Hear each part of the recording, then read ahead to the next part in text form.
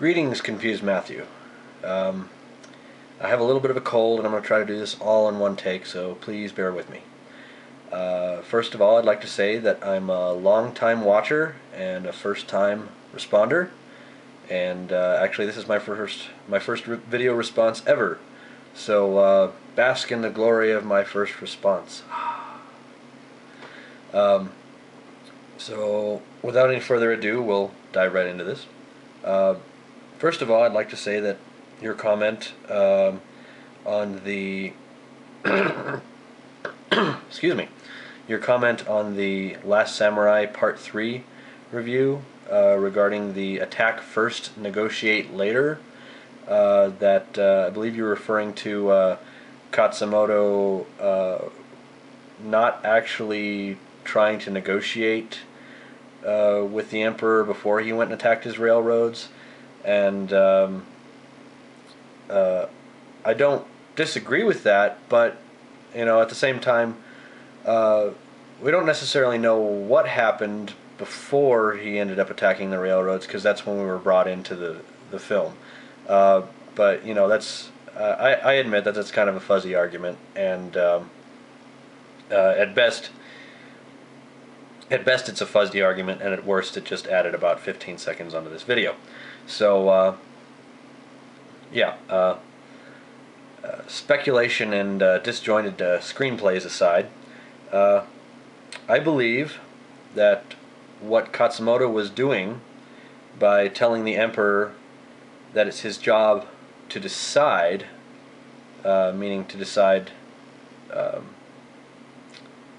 to make the decisions, when they were in the pagoda talking back and forth to each other, he was reiterating the fact that he is indeed the Emperor, and that instead of stepping back and letting his advisors run the aspects of the country that he doesn't understand, that the Emperor should be making those decisions for himself, which at best means that he's implying that the Emperor should be making those at best he's implying that the advisors should merely be used as a tool for the Emperor to make more informed decisions, and at worst he's implying that the Emperor should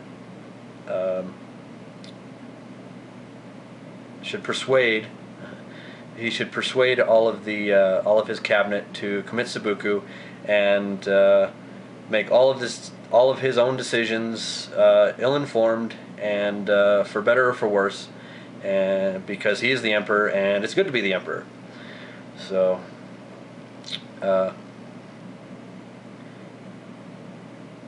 you already pointed out that the advisors were really just furthering their own interests, either because. But I'm sorry, I lost my place in my script here. You pointed out that the advisors were furthering their own interests, and that the Emperor, either because he was just timid, or he was afraid of losing power, or whatever the reason really, the Emperor has reservations about getting his hands dirty. That was my Tacticat. So Katsumoto knew that the Emperor had a will to see Japan prosper, for what most would qualify, mostly for what people would qualify as unselfish reasons, I would expect. But he also knew that the Emperor lacked the courage to get past his inhibitions and make that prosperity happen himself. Katsumoto also knew that the advisors were basically just modernizing the country at an alarming rate and gaining a lot of wealth and power because of greed and not necessarily because of their patriotism. It wouldn't be much of a stretch to think that Katsumoto's attacks on the railroads and the army and whatever were meant to get the Emperor's attention and to get him to engage in policy making that was going on in the country. Because up to this point in time, it's pretty obvious that the emperor is trying to steer clear of it. This ultimately happens, meaning that he ultimately engages in policy making, because at the end of the movie, when we see Lieutenant Lieutenant Algren, when we see Lieutenant Algren bring the sword up to Katsumoto, when we see Lieutenant Algren bring the sword back up, Katsumoto's sword back up to the Emperor, the Emperor realizes that through his inaction and unwillingness to step in and control the situation, he's let his mentor and his friend die.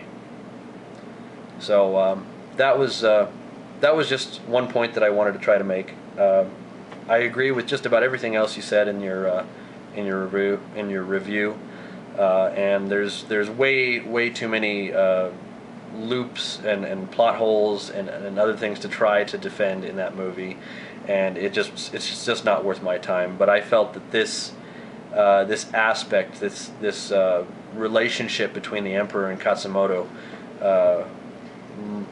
might need some clarification. I'm not even sure that you necessarily didn't know about that, and that you just didn't choose to refer to it in your review.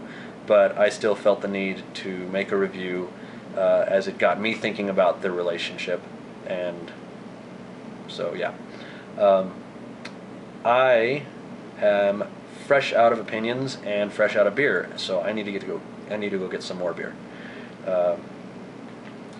But before I do, let me gush for a second, and I just want to say that I really enjoy every single one of your reviews, whether I agree with them or not.